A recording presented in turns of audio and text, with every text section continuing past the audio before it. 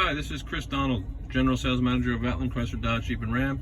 Going to show you today how to set up your navigation in your Jeep Grand Cherokee.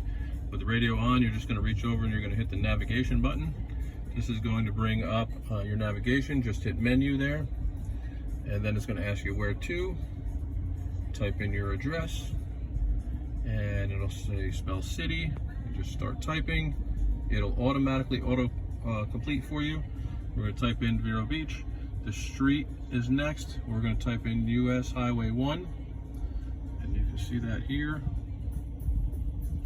And we're going to type in the address 700, which is our Honda store, 1.8 miles from here. And we are going to hit OK over here. It will auto bring it up, so it says 700 US Highway 1, Vero Beach. Just hit this button here, and then you're going to hit Route 2. And we're going to push go. Please proceed to the highlighted route. And it will take us onto US Highway 1. It'll take us on a U-turn. And if I bring this out a little bit so you can see it, 1.8 miles up the road, you'll see a little checkered flag at the end. It'll let you know when you have arrived. Thank you and have a great day.